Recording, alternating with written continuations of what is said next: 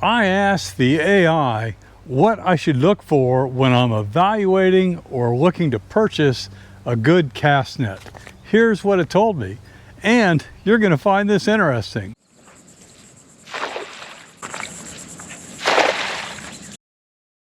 As expected, the first thing the AI said we need to look at is the mesh size of the net, and we have to match that to the size of the bait we are going after. Well, here in Wilmington, North Carolina, early in the season, the bait starts off small and then grows as the season progresses. So I've got to actually use two nets, the Basic Gear professional version with 1/4 inch mesh, and then the Pancake Pro with a little bit larger 3/8 inch mesh. And that way I can match the net to the size of the bait out there, in effect match the hatch. So here's the problem with the larger mesh size. You can see how the small bait is able to pop right through the larger mesh. That's why you need the 1/4 inch. The second criteria the AI said to look at was the actual material your net is made out of.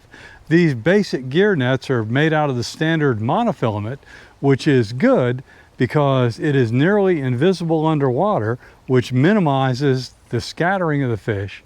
The downside is that monofilament tangles a little bit easier, but as your technique improves, that will be less of an issue.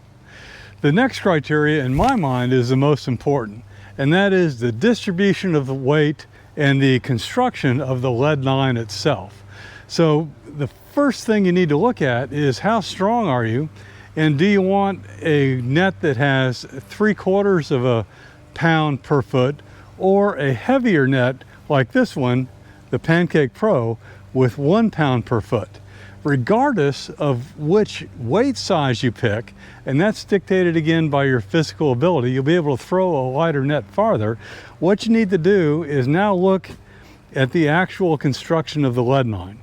So when we look here at the Pancake Pro, we see it is a double line construction with plenty of bindings to make sure that the lead line stays together.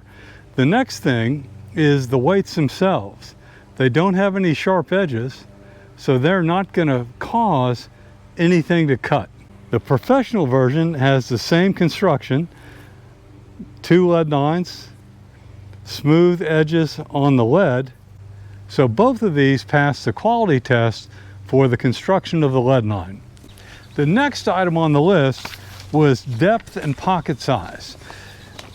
A good net should have 2 rings of mesh, which allows it to form a better pocket as it sinks.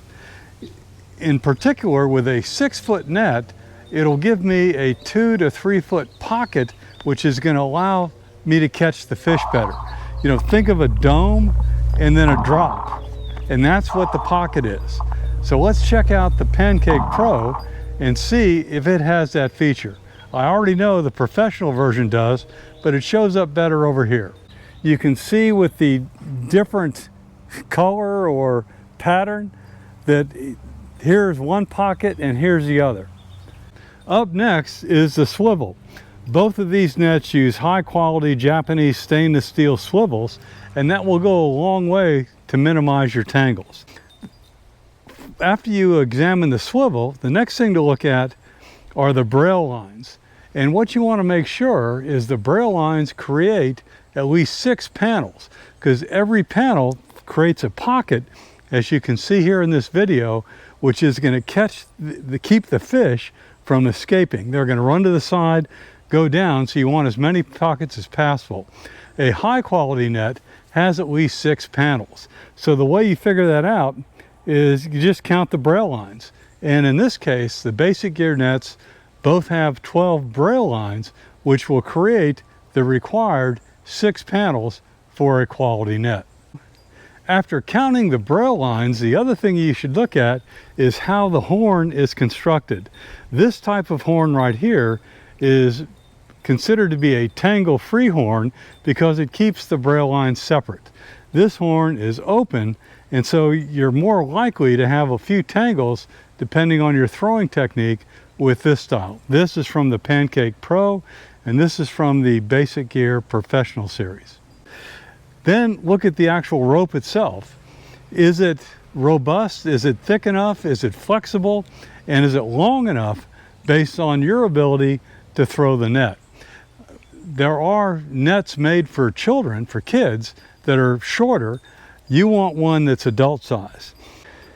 The AI emphasizes the point that the rope should come to one of these neoprene cuffs as opposed to a D-ring opening. And the reason is this will keep the net on your hand when you throw it. With the D-ring, you put it on like this, and a lot of times as you throw, it'll come loose and your net will go sailing away and you'll have to go retrieve it somehow. But with these nice neoprene cuffs that come on the Basic Gear series of nets, they fit in here very tight and they're not going to come off. You're not going to lose the net. Another thing the AI says to look at is the actual color of the net. You can get camouflage colors, yellow colors, all sorts of colors from different manufacturers, but the bottom line is you need to go with the clear color because it is the most transparent and will give you that extra split second before the fish look up and realize something's happening for the pockets to form and the fish to be caught. Because remember, as soon as you throw it out, you want to tug a little bit on the rope to start the creation of those pockets, so when the fish dash out to the sides and go down, they're caught in the pockets. If you're throwing these in salt water, you're bound to encounter an oyster bed, and that's why the AI suggests that a good net should have a repair kit included with it. This came with the Professional Pro.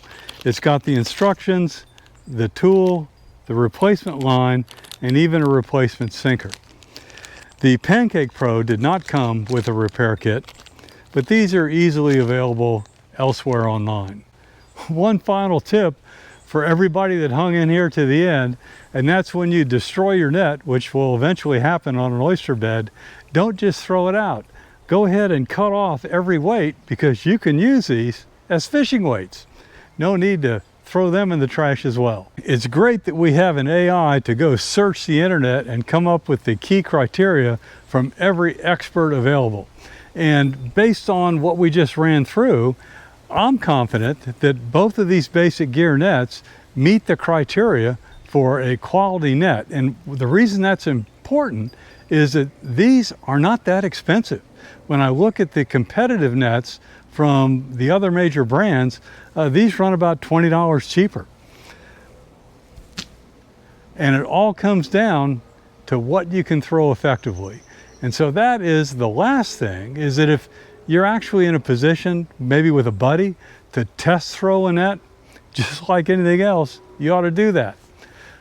I discovered when I was throwing both of these that I really preferred the lighter net, the one with 3/4 pound per foot at the bottom, because I'm an old guy, I'm 73, and I found that I could get a better throw, a better pancake, and more importantly, a longer throw that's going to help me catch the bait I need to catch. There you go. If you're considering buying a net, run through those criteria, pick the first one. I've got the links to these because they meet the criteria, and I encourage you to support this US-based business.